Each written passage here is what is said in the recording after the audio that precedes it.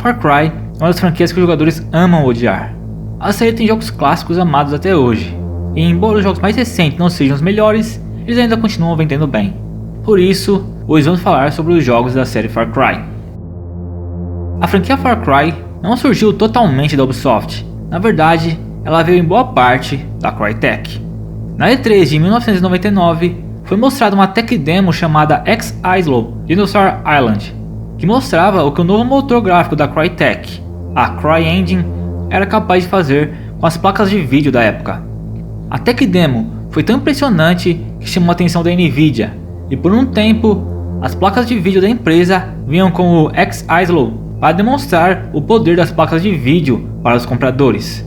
Mas não foi só a Nvidia que ficou interessada nessa tech demo. A Ubisoft também gostou do que viu e começou a negociar com a Crytek para fazer um jogo a partir do conceito do X-Islow. Assim, nasceu Far Cry de 2004. Far Cry, lançado inicialmente como exclusivo de PC, colocava os jogadores na pele do ex-agente das forças especiais Jack Carver e se passava em um grupo de ilhas tropicais remotas repletas de inimigos. Em vez de mergulhar o jogador em um mundo muito linear, o jogo se baseou em um tipo mais aberto de design de níveis. Ele não é realmente um jogo de mundo aberto, mas cenários grandes e do tipo que deixavam o jogador livre de certa maneira eram raros nessa época em jogos de FPS, sendo confinados principalmente a alguns jogos de tiro tático. Os ambientes do jogo eram incríveis e deslumbrantes, e o jogo tinha um ótimo tiroteio. O jogo não tinha uma história muito bem construída, mas era um baita FPS, sendo um grande sucesso. O mais legal é que 2004 foi o ano de Half-Life 2, Doom 3, Halo 2, Unreal 2004 e Star Wars Battlefront 1. Só jogão, e mesmo assim, Far Cry era tão bom que conseguiu sobreviver no meio desses gigantes. Depois do lançamento do Far Cry, a relação entre a Crytek e a Ubisoft meio que azedou, porque a Crytek foi buscar parceria com a EA para lançar o próximo jogo dela, que seria o Crysis. Esse contrato impossibilitou que a Crytek trabalhasse em outros jogos nesse período, o que fez com que o desenvolvimento da série Far Cry passasse para os estúdios internos da Ubisoft. Então, em 2005, tivemos o Far Cry Instincts para o Xbox clássico. O jogo era um remake do Far Cry original para a Xbox. Foi um remake muito adaptado do jogo original, devido à falta de poder dos consoles da época. E era muito mais linear e menos aberto, e acabou morrendo na praia em comparação ao jogo original. A história principal do jogo não foi alterada, e o jogo até adicionou novas mecânicas de jogabilidade, como o sistema de armadilhas. Em 2006, tivemos o Far Cry Instincts Evolution, novamente para Xbox. O jogo era uma continuação do Instincts original. O jogo apresentava 14 novas missões, single e multiplayer, e novas armas, incluindo dardos venenosos, coquetéis molotov, bombas e metralhadoras pesadas, bem como novos veículos como caminhonetes blindadas, caminhões de transporte pesado e outras coisas. Evolution também incluiu um editor de mapas aprimorado e atualizado, além de novos modos multiplayer. Esse jogo era uma evolução do Instinct de 2005, mas ainda não conseguiu chegar perto do primeiro jogo da série. Ainda em 2006, tivemos o Far Cry Vengeance para Nintendo Wii, que era uma versão totalmente diferente do Instincts Evolution para o Wii. Sendo mais preciso, era uma releitura do jogo de 2006 do Xbox. Ele contava uma história semelhante, mas ligeiramente alterada. A maior diferença, no entanto, é que o jogo adaptava a jogabilidade de Far Cry para os controles de movimento do Nintendo Wii. O jogo é de longe o pior Far Cry de todos, devido obviamente às limitações do Nintendo Wii. Depois dessa versão, a Ubisoft decidiu parar de tentar levar o primeiro Far Cry para os consoles de todas as maneiras possíveis. Somente em 2014, eles revisitaram o jogo original, trazendo ele para o Xbox 360 e PS3. E ainda em 2006, a Ubisoft acabou comprando os direitos da série Far Cry para ela, e licenciaram também a CryEngine para criarem sua engine própria. Em 2008, tivemos a sequência de verdade de Far Cry, o Far Cry 2. A Ubisoft Montreal, responsável pelo jogo, decidiu criar a Dunia Engine, que era uma versão modificada da CryEngine, o que permitia a eles criarem um mundo aberto de verdade, que se passava num cenário fictício na África, além de adicionarem física realista e cenários destrutíveis ao jogo. Far Cry 2 não foi uma simples sequência, ele foi um jogo muito ousado. sendo o jogo mais divisivo da série em muitos sentidos. Coisas como arma com durabilidade, as mecânicas de sobrevivência, principalmente envolvendo a malária que o protagonista do jogo tem e precisa ser gerenciada, divide até hoje a opinião dos jogadores. Muitos também reclamaram da falta de conexão com o primeiro jogo. Na época não era comum jogos serem antologias como é hoje em dia. Esse jogo também trouxe à série uma pegada mais realista, tirando as coisas malucas dos primeiros jogos da série. E também foi o primeiro jogo a ter modo multiplayer PVP na série. O jogo foi novamente um grande sucesso, consolidando de vez a franquia Far Cry, e dessa vez os jogadores de PC e consoles tinham o mesmo jogo nas mãos. Também, no mesmo ano, tivemos a versão mobile do Far Cry 2, que era uma releitura do jogo original para os celulares da época. O jogo era bem legalzinho na época, hein? Não era ruim não. Em 2012, tivemos o grandioso Far Cry 3. O jogo original era para ser uma sequência direta do Far Cry 2, mas os desenvolvedores do Far Cry 2 foram saindo da Ubisoft na época. Então, ela mudou os planos para o Far Cry 3, mudando assim o local onde o jogo se passa e sua história. No jogo, o protagonista é o Jason Brody, que está de férias no Pacífico com seus 2 irmãos e alguns amigos. Quando eles resolvem fazer uma viagem de paraquedismo, eles acabam pousando em uma ilha controlada por piratas.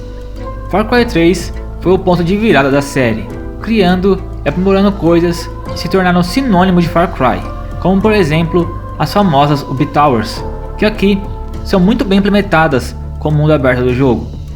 Eu sinceramente acho essa implementação das Ubi Towers nesse jogo muito bem feita. E também tivemos o icônico e inesquecível vilão Vaas Montenegro.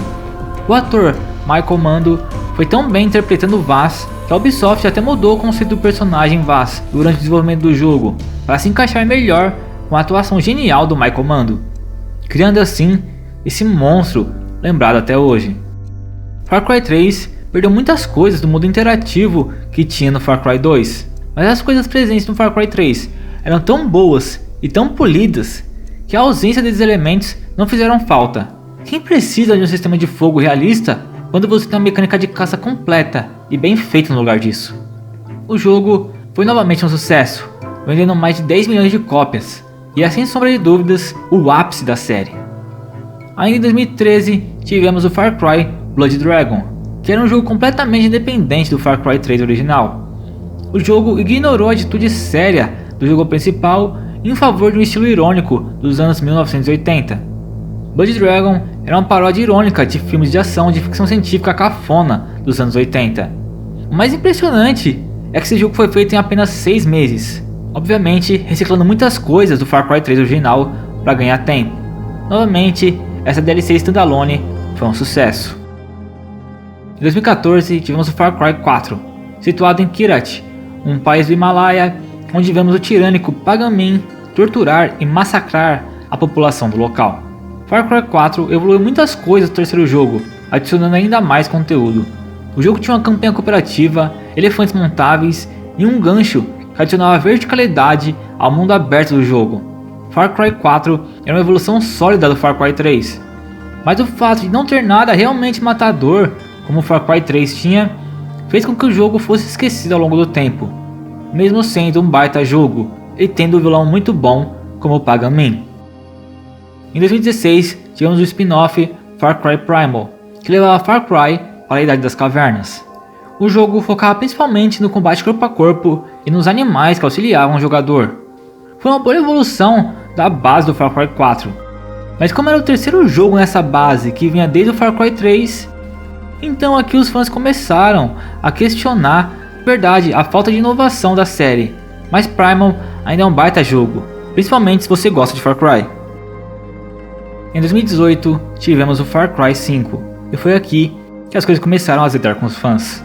Far Cry 5 é talvez o jogo mais convencional da série, armas, veículos, furtividade e muitas missões em um mundo aberto. Mas dessa vez não é um lugar exótico isolado da civilização moderna, ele se passa no estado de Montana, nos Estados Unidos, o que pra mim pessoalmente tirou toda a graça de um jogo Far Cry. Esse é o primeiro jogo da série que permite personalizar completamente seu personagem, além de não ter uma campanha principal linear, com você podendo escolher qual situação ou missão da campanha quer abordar primeiro. o jogo tenta novamente ter um vilão maluco, carismático, como Far Cry 3 e 4, com aqui tendo o Joseph Seed, que é um líder religioso maluco. Mas isso aqui não vai pra lugar nenhum, cara. Nem como maluquice, nem como uma possível crítica, ou arma para fazer o jogador pensar, como acontece às vezes com o Vaz ou com o Pagamin. Nesse sentido, o jogo é bem burro e covarde em lidar com esse tema. Embora para mim esse jogo seja bem mequetrefe, o jogo vendeu muito bem. Em 2019 tivemos o Far Cry New Dawn, ou como é conhecido carinhosamente, Far Cry PP Neném. Esse jogo era uma continuação direta do Far Cry 5. Por ser uma continuação direta do Far Cry 5, ele usou a mesma base tecnológica, então o jogo não evoluiu muito do jogo anterior, ocorrendo em mecânicas e missões repetitivas, o que fez com que as vendas do jogo fossem baixas.